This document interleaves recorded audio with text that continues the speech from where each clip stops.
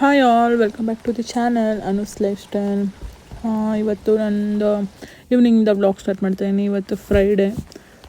ನೋಡ್ಬೋದು ಮಳೆ ಬರ್ತಾಯಿದೆ, ವೆದರ್ ಕೂಡ ಆಸಮಾಗಿದೆ. ಸಖತ್ ಅಂದರೆ ಸಖತ್ತಾಗಿತ್ತು. ಮಳೆ ಅಂತೂ ಎಷ್ಟು ಚೆನ್ನಾಗಿ ಬರ್ತಾಯಿತ್ತು ಅಂದರೆ ತುಂಬ ಫಾಸ್ಟಾಗೂ ಬರ್ತಾಯಿಲ್ಲ, ಸ್ಲೋಗೂ ಬರ್ತಾಯಿಲ್ಲ, ಬೀಳ್ತಾನೆ ಇತ್ತು. ನನಗಂತೂ ಈ ಥರ ವೆದರ್ ಅಂದರೆ ಸಿಕ್ಕಾಪಟ್ಟೆ ಇಷ್ಟ. ಯಾರಿಗೆಲ್ಲ ಈ ಥರ ವೆದರ್ ಇಷ್ಟ ಅಂತ ಕಮೆಂಟ್ ಮಾಡಿ. ಬನ್ನಿ ವ್ಲಾಗ್ನ ಸ್ಟಾರ್ಟ್ ಮಾಡೋಣ. ಸಬ್ಸ್ಕ್ರೈಬ್ ಮಾಡ್ಕೊಳ್ತೀವಿ. ಯಾರು ನನ್ನ ಚಾನಲ್ನ ನೋಡ್ತಾಯಿರೋ ಪ್ಲೀಸ್ ನನ್ನ ಚಾನಲ್ನ ಸಬ್ಸ್ಕ್ರೈಬ್ ಮಾಡ್ಕೊಂಡು ಸಪೋರ್ಟ್ ಮಾಡಿ ಅಂತ ಕೇಳ್ಕೊಳ್ತೀನಿ. ಮಗಳು ಆಟ ಆಡ್ತಾ ಇದ್ಲು. ನಾನು ಹಂಗೆ ವೀಡಿಯೋ ಸ್ವಲ್ಪ ರೆಕಾರ್ಡ್ ಮಾಡ್ಕೊಳ್ಳೋಣ ಹೊರಗಡೆ ಅಂತ ಬಂದೆ. ಅಮ್ಮ ಹಾಯ್.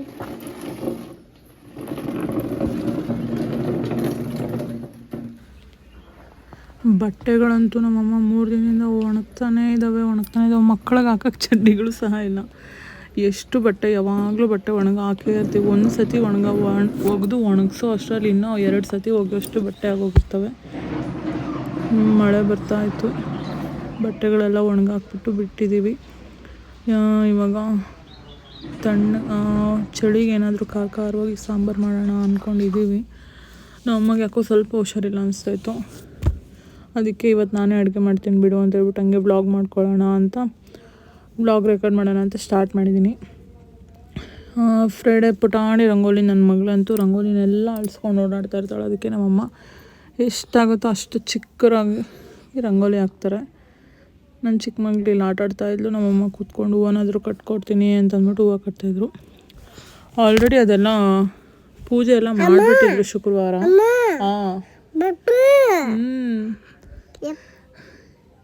ಇದು ಸುಮ್ಮನೆ ಇರಮ್ಮ, ಇದು ಭಾನುವಾರ ಪೌರ್ಣಮಿಗೆ ಅಂತ ನಮ್ಮಮ್ಮ ಹೂವು ಕಟ್ಟಿಡ್ತಾಯಿದ್ರು. ಇಲ್ಲಿ ಹಾಲು ತೊಗೊಂಬಂದಿಟ್ಟಿದ್ರು ನಮ್ಮಪ್ಪ. ಇವಾಗ ಚಕ ಅಂತ ಟೀ ಮಾಡ್ಕೊಂಡು ಕುಡಿದು ಮತ್ತು ಅಡುಗೆ ಸ್ಟಾರ್ಟ್ ಮಾಡೋಣ ಅಂತ. ಅವರೆಕಾಯಿ, ಎಳೆ ಅವರೆಕಾಯಿ ಹಾಕ್ಬಿಟ್ಟು ಬೆಳಗ್ಗೆ ಉಪ್ಪಿಟ್ಟು ಮಾಡ್ಕೊಂಡಿದ್ದೆ ತರಕಾರಿ ಎಲ್ಲ ಹಾಕಿ. ಇನ್ನೂ ಸ್ವಲ್ಪ ಮಿಕ್ಕಿತ್ತು. ಇದು 4 kg ಆಗೋಷ್ಟು ಅವರೆಕಾಯಿ ತೊಗೊಂಡಿದ್ವಿ. ಅದರಲ್ಲಿ ಇದನ್ನು ಬೇರೆ ಬೇರೆ ಮಾಡಿ ಇಟ್ಕೊಂಡಿದ್ವಿ. ಹುಳಿ ಸಾಂಬಾರು ಮಾಡೋಣ ಅಂತ. ಬೇಳೆ ಸಾರಿಗೂ ಅದಕ್ಕೆ ನೆನೆ ಹಾಕಿಟ್ಟಿದ್ದೀವಿ. ಇವಾಗ ಇದೇನು ಎಳೆಕಾಯಿ ಇರುತ್ತಲ್ಲ ಅದನ್ನ ಹಾಕಿ ಹುಳಿ ಸಾಂಬಾರು ಮಾಡ್ಕೊಳ್ಳೋಣ. ಸ್ವಲ್ಪ ಹುಳಿ ಇಟ್ಟು ಮುಂದಕ್ಕೆ ಖಾರವಾಗಿ ಹುಳಿಯಾಗಿ ಚಳಿಗೆ ಚೆನ್ನಾಗಿರುತ್ತೆ ಅಂತ ಇವಾಗ ಮಾಡ್ಕೊಳ್ಳೋಣ ಅಂತ ತೊಳೆದು ಕುಕ್ಕರ್ಗೆ ಹಾಕಿ 1-2 ಆಲೂಗಡ್ಡೆ ಹಾಕ್ತಾಯಿನಿ. ಬದನೆಕಾಯಿ ಹಾಕಿದ್ರು ಚೆನ್ನಾಗಿರುತ್ತೆ, ಬಟ್ ಬದನೆಕಾಯಿ ಇರಲಿಲ್ಲ. ಸಾಂಬಾರು ಕ್ವಾಂಟಿಟಿ ನೋಡಿಕೊಂಡು ಟೊಮೆಟೊ ಹಾಕ್ಕೋಬೇಕು. ನಾನಿಲ್ಲಿ 3 ಟೊಮೆಟೊ ಹಾಕ್ಕೊಂಡಿದ್ದೀನಿ. ಚಿಕ್ಕ ಟೊಮೆಟೊಗಳು 1-2 ಕೊಯ್ದು ಹಾಕ್ಕೊಂಡಿದ್ದೀನಿ. ಹುಣಸೆಹಣ್ಣು ಸ್ವಲ್ಪ ಹಾಕ್ಕೊಳ್ತೀನಿ, ನೋಡ್ಕೊಂಡು ಹಾಕ್ಕೊಂಡು. ಹುಳಿ ಇಷ್ಟಪಡೋರು ಹುಳಿ ಮುಂದೆ ಆದರೂ ಚೆನ್ನಾಗಿರುತ್ತೆ, ಏನೂ ಆಗಲ್ಲ ಈ ಸಾಂಬಾರಿಗೆ. ಕಾಳು, ಟೊಮೆಟೊ, ಈರುಳ್ಳಿ, ಸ್ವಲ್ಪ ಕರಿಬೇವು. ನಾನು ಯಾವುದೇ ತರಕಾರಿ ಸಾಂಬಾರು ಮಾಡಲಿ ಅದಕ್ಕೆ ಬೇಯೋದಕ್ಕೆ ಸ್ವಲ್ಪ ಕರಿಬೇವು ಹಾಕ್ತೀನಿ ನಾನಂತೂ, ಫ್ಲೇವರ್ಫುಲ್ ಆಗಿರುತ್ತೆ ಅಂತ. ಅದು ಬೆಂದು ಕಡೆ ಅದೆಲ್ಲ ವಿಸಿಲ್ ಹೋಗೋ ಅಷ್ಟರಲ್ಲಿ ಈ ಕಡೆ ಪಾತ್ರೆ ಇಟ್ಕೊಂಡು ಒಗ್ಗರಣೆ ಹಾಕ್ಕೊಳ್ತಾ ಇದ್ದೀನಿ. ಮತ್ತು ಇವಾಗ ಏನು ಬೇಯೋಕೆ ಇಟ್ಟಿದ್ನಲ್ಲ ಅದರಲ್ಲಿ ಟೊಮೆಟೊ ಏನು ಹಾಕಿಟ್ಟಿದ್ದೆ ಅದನ್ನು ಎತ್ತು ಸೈಡ್ಗೆ ತೊಗೊಳ್ತಾ ಇದ್ದೀನಿ ಮಸಾಲೆ ರುಬ್ಬೋದಕ್ಕೆ. ಉಂಡುಂಡೆ ಟೊಮೆಟೊ ಏನು ಹಾಕಿಟ್ಟಿದ್ದೆ ಅದನ್ನು ರುಬ್ಬೋದಕ್ಕೆ ಎತ್ಕೊಬಿಡ್ತೀನಿ. ನಾನು 3 ಹಾಕಿದ್ದೆ, 3 ಟೊಮೆಟೊ ಎತ್ಕೊಂಡು ಸ್ವಲ್ಪ ಕಾಳು ಸಹ ರುಬ್ಬಕ್ಕೆ ಹಾಕ್ಕೋಬೇಕು. ಕಾಳು ರುಬ್ಬಿ ಹಾಕ್ಕೊಂಡ್ರೆ ಈ ಸಾಂಬಾರಿಗೆ ಸ್ವಲ್ಪ ಫ್ಲೇವರ್ಫುಲ್ ಆಗಿರುತ್ತೆ.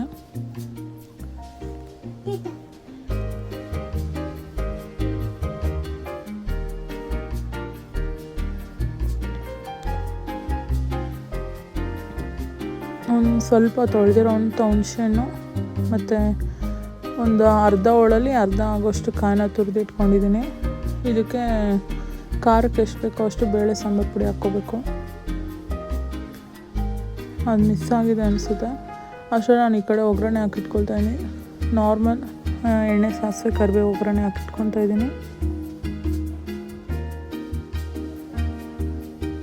ಈಗ ಒಗ್ಗರಣೆ ಹಾಕಿದಾದ್ಮೇಲೆ ಬೆಂದಿರೋದು ಏನಿದೆಯೋ ತರಕಾರಿ ಅದನ್ನ ಎತ್ತಿ ಕುಕ್ಕರ್ಗೆ ಹಾಕೋದು.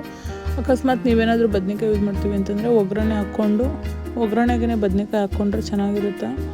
ಕುಕ್ಕರಲ್ಲಿ ಹಾಕ್ಬಿಟ್ಟು ಬೇಯಿಸ್ಕೊಂಡ್ರೆ ಬದನೆಕಾಯಿ ಎಲ್ಲ ಸ್ವಲ್ಪ ಜಾಸ್ತಿ ಬೆಂದೋಗ್ಬಿಡುತ್ತೆ. ಅದಕ್ಕೋಸ್ಕರ ಸಾಂಬಾರು ಪುಡಿ ಎಲ್ಲ ಹಾಕಿ ಚೆನ್ನಾಗಿ ಮಸಾಲೆ ನುಣ್ಣಗೆ ರುಬ್ಕೊಬಂದು ಇವಾಗ ಕನ್ಸಿಸ್ಟೆನ್ಸಿ ನೋಡಿಕೊಂಡು ಸಾಂಬಾರಿಗೆ ನೀರು ಹಾಕಿ ಅಡ್ಜಸ್ಟ್ ಮಾಡ್ಕೋಬೇಕು. ಉಪ್ಪು ನಾನು ಬೇಯೋಕ್ಕೆ ಹಾಕಿದ್ದೀನಿ. ಇವಾಗ ನೋಡಿಕೊಂಡು ಬೇಕು ಒಂದ್ಸರಿ ಹಾಕೋಬೋದು, ಅದರ್ವೈಸ್ ಸಾಕು ಒಂದ್ಸರಿ ಅಲ್ಲಿಗೆ ಬಿಡ್ಬೋದು. ಇವಾಗ ಸಾಂಬಾರು ಕನ್ಸಿಸ್ಟೆನ್ಸಿ ಎಲ್ಲ ನೋಡಿಕೊಂಡು ನೀರು ಹಾಕಿ ಇಷ್ಟು ಕುದಿಯೋ ಟೈಮಲ್ಲಿ ಸ್ವಲ್ಪ ಕೊತ್ತಂಬರಿ ಸೊಪ್ಪು ಹಚ್ಚಿ ತೊಳೆದು ಹಾಕ್ಕೋತಾ ಇದ್ದೀನಿ. ಸಾಂಬಾರು ಇವಾಗ 1-2 ಕುದಿ ಚೆನ್ನಾಗಿ ಕುದ್ರೆ ಸಾಂಬಾರು ರೆಡಿ ಆಗುತ್ತೆ. ಈ ಕಡೆ ರೈಸ್ಗೂ ಇಟ್ಕೊಂಡಿದ್ದೀನಿ, ಈ ಕಡೆ ಸಾಂಬಾರು ಸಹ ರೆಡಿ ಆಯಿತು.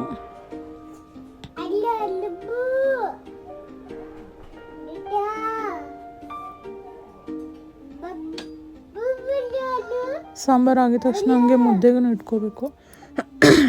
ಸಾಂಬಾರಿಗೆ ರೆಡಿ ಆಯಿತು. ಸಾಂಬಾರು ಇಳಿಸ್ಬಿಟ್ಟು ಮುದ್ದೆಗೆ ಇಟ್ಕೊಳ್ತಾಯಿನಿ. ಮುದ್ದೆಗೆ ಅನ್ನ ಎಲ್ಲ ಖಾಲಿಯಾಗಿತ್ತು, ಅದಕ್ಕೋಸ್ಕರ ಅಕ್ಕಿ ನುಚ್ಚಕ್ಕಿ ಬರ್ತಲ್ಲ, ನುಚ್ಚಕ್ಕಿ ಹಾಕಿ ಬೇಯಕ್ಕೆ ಇಟ್ಕೊಂಡಿದ್ದೀನಿ. ನುಚ್ಚಕ್ಕಿ ಹಾಕಿ ಮುದ್ದೆ ಮಾಡೋಕೆ ಸ್ವಲ್ಪ ಉಪ್ಪು ಹಾಕ್ಕೊಂಡ್ರೆ ಟೇಸ್ಟ್ ಚೆನ್ನಾಗಿರುತ್ತೆ, ಇಲ್ಲಾಂದರೆ ಸಪ್ಪೆ ಸಪ್ಪೆ ಆಗುತ್ತೆ. ನುಚ್ಚು ಎಷ್ಟು ಬೆಂದಿದೆ ನೋಡಿಕೊಂಡು ನಾನು ಸ್ವಲ್ಪ ನೀರು ಜಾಸ್ತಿನೇ ಹಾಕಿದೆ, ನೀರೆಲ್ಲ ಬಗ್ಗಿಸ್ಕೊಂಡು ಇವಾಗ ಹಸಿಟ್ಟು ಹಾಕ್ಕೊಳ್ತೀನಿ. ಸ್ವಲ್ಪ ಹಸಿಟ್ಟು ಹಾಕಿ ಚೆನ್ನಾಗಿ ಕಲಿಸ್ಕೋಬೇಕು. ನನ್ನ ಮಗಳ ಡಿಸ್ಟರ್ಬೆನ್ಸ್ ನೋಡಿ ಎಷ್ಟು ಮಾತಾಡ್ತಾಳೆ ಅಂತ, ಆದರೆ ಒಂದು ಅರ್ಥ ಆಗಲ್ಲ ಅವಳು ಮಾತಾಡೋದು. ಹಸಿಟ್ಟು ಹಾಕಿ ಸ್ವಲ್ಪ ಚೆನ್ನಾಗಿ ಮಿಕ್ಸ್ ಮಾಡಿಕೊಂಡು ನೋಡ್ಕೊಳ್ಬೇಕು, ತೆಳ್ಳಗೆ ಬೇಕಾ ಸ್ವಲ್ಪ ಗಟ್ಟಿಗೆ ಬೇಕು ಅಂತ ನಾವು ಮೀಡಿಯಮಾಗಿ ತೊಳ್ಸ್ಕೊತೀವಿ. ಮೊದಲೆಲ್ಲ ಗಟ್ಟಿ ಅಂದರೆ ತುಂಬ ಗಟ್ಟಿ ತೊಳ್ಸ್ಕೊತೀವಿ. ಇವಾಗ ನಮ್ಮ ಅಪ್ಪವ್ರಿಗೆಲ್ಲ ಅದೇ ಹೆಲ್ತ್ ಇರಲ್ವಲ್ಲ, ಡೈಜೆಸ್ಟ್ ಆಗೋಲ್ಲ ಗಟ್ಟಿ ಜಾಸ್ತಿ ಮಾಡಿದ್ರೆ ಅಂತ ಸ್ವಲ್ಪ ತೆಳ್ಳಗೆ ಮಾಡ್ಕೊತೀವಿ. ಈ ಮುದ್ದೆ ಕೋಲು ಏನು ಬರುತ್ತೆ, ಈ ಮುದ್ದೆ ಕೋಲನ್ನ ಹಾಕಿ ಕೆಳಗಡೆ ಕುತ್ಕೊಂಡು ಹಾಕಿ ಕ್ಲೀನಾಗಿ ಚೆನ್ನಾಗಿ ತೊಳೆಸ್ಕೊಂಡ್ರೆ ಮುದ್ದೆ ಸಖತ್ತಾಗಿ ಸಾಫ್ಟಾಗಿ ಬರುತ್ತೆ, ಎಲ್ಲೂ ಒಂದು ಉಂಡೆ ಆಗೋಲ್ಲ. ತೆಗ್ದು ಒಂದು ಮುದ್ದೆನ ಕ್ಲೀನಾಗಿ ಕಟ್ಕೊಳ್ತೀವಿ. ನೋಡ್ಬೋದು ಕೆಳಗಡೆ ಕಟ್ಕೊಂಡು ತೊಳ್ಸಿದ್ರೆ ಮುದ್ದೆನ ತಪ್ಪೆ ಸ್ವಲ್ಪನೂ ಅಂಟಲ್ಲ, ಚೆನ್ನಾಗಿ ಮುದ್ದೆ ಆಗುತ್ತೆ.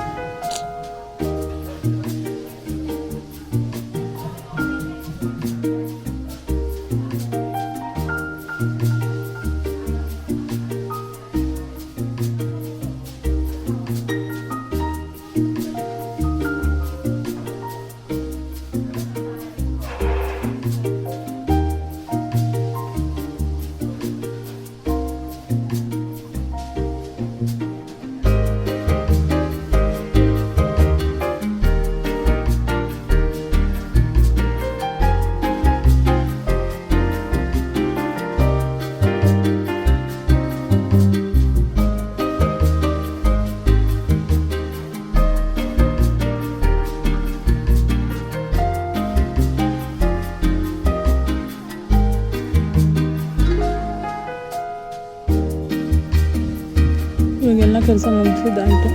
ಮುಗಿಸಿದ ತಕ್ಷಣ ಕುಕ್ಕರ್ ವಿಜಿಲ್ ಹೋಗಿರುತ್ತಲ್ಲ, ನನ್ನ ಮಗಳಂತೂ ಹೊಟ್ಟೆ ಹಸ್ಕೊಂಬಿಟ್ಟಿದ್ಲು.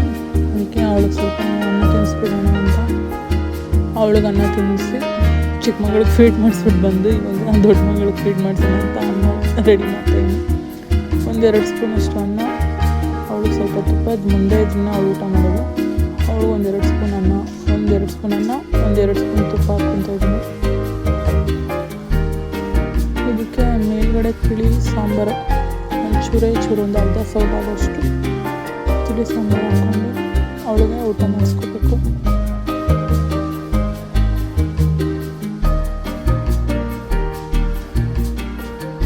ಇವಾಗ ಹೊರಗಡೆ ಊಟ ಮಾಡಿಸ್ಕೊಂತ ಬೇಲಾಡ್ತಾಳೆ, ಅದಕ್ಕೋಸ್ಕರ ಹೊರಗಡೆ ಕಿಟಕಿಲಿ ಕರ್ಕೊಂಡು ಬಂದ್ಬಿಟ್ಟಿದ್ದೀನಿ. ಹೊಟ್ಟೆ ಅವಳು ಜಾಸ್ತಿನೇ ಹಸ್ಕೊಂಡ್ಬಿಟ್ಟಿದ್ಲು, ಅದಕ್ಕೆ ಫಸ್ಟ್ ಅವಳಿಗೆ ಊಟ ಮಾಡಿಸ್ಬಿಡೋಣ ಅಂತ ಹೊರಗಡೆ ಕರ್ಕೊಂಡ್ಬಂದಿದ್ದೀನಿ. ಮಳೆ ಬೀಳ್ತಾನೆ ಇತ್ತು, ಮಳೆ ಅಂತೂ ಸಿಕ್ಕಾಪಟ್ಟೆ ಚೆನ್ನಾಗಿ ಬೀಳ್ತಾಯಿತ್ತು. ನಮ್ಮನೇಲಿ ನಮ್ಮ ಅಪ್ಪಂಗೆ ಚಳಿ ಅಂತ ಇರ್ತೈತೆ, ನನಗಂತೂ ಫ್ಯಾನ್ ಓಡ್ತಾನೆ ಇರಬೇಕು. ಅದಕ್ಕೆ ನಾನು ಹೊರಗಡೆ ಕರ್ಕೊಂಡ್ಬಿಡ್ತೀನಿ ನನ್ನ ಮಗಳನ್ನ. ಅವಳಿಗೂ ಬೇಗ ಊಟ ಮಾಡಿಸಿದ್ರೆ ನಾನು ಬೇಗ ಊಟ ಮಾಡಿಬಿಟ್ಟು ಮಲ್ಕೋಬೋದು.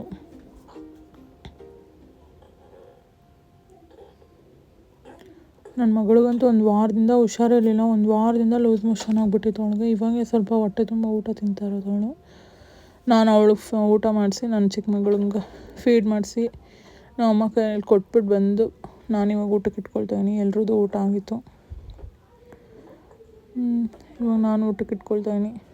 ಸಾಂಬಾರಂತೂ ಸಿಕ್ಕಾಪಟ್ಟೆ ಚೆನ್ನಾಗಿತ್ತು.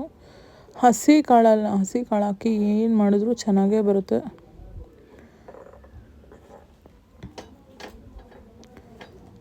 ನನಗಂತೂ ಈ ಸಾಂಬಾರು ಅಂದರೆ ಸಿಕ್ಕಾಪಟ್ಟೆ ಇಷ್ಟ. ನಮ್ಮ ಯಜಮಾನ್ರಿಗೆ ಹಸಿ ಕಾಳಲ್ಲಿ ಹುಳಿ ಸಾರೆಲ್ಲ ಮಾಡಿದ್ರೆ ಅಷ್ಟು ಇಷ್ಟ ಆಗೋಲ್ಲ. ನಮ್ಮ ಮನೇಲಿ ಮಾಡಲ್ಲ, ಅದಕ್ಕೆ ನಮ್ಮ ಅಮ್ಮ ಮನೆಗೆ ಬಂದಾಗ ಮಾಡ್ಕೊಂಡು ತಿನ್ನೋಣ ಅಂತ ಇವತ್ತು ಮಾಡಿದ್ದೆ.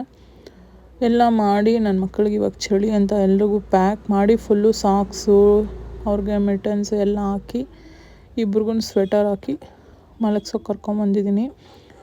ಇಬ್ರಿಗೂ ಇವಾಗ ಸ್ವಲ್ಪ ಗ್ರೈ ಪೌಡ್ರ್ ಹಾಕಿ ಮಲಗಿಸ್ಬೇಕು. ಇವತ್ತಿನ ಬ್ಲಾಗ್ನ ಇಲ್ಲಿಗೆ ಎಂಡ್ ಮಾಡ್ತೀನಿ. ನೆಕ್ಸ್ಟ್ ಬ್ಲಾಗಲ್ಲಿ ಮೀಟ್ ಆಗೋಣ. ಚಾನಲ್ನ ಸಬ್ಸ್ಕ್ರೈಬ್ ಮಾಡ್ಕೊಂಡು ನೋಡಿ. ಸಬ್ಸ್ಕ್ರೈಬ್ ಮಾಡ್ಕೊಂಡಿರೋರಿಗೆ thank you so much. Bye, good night.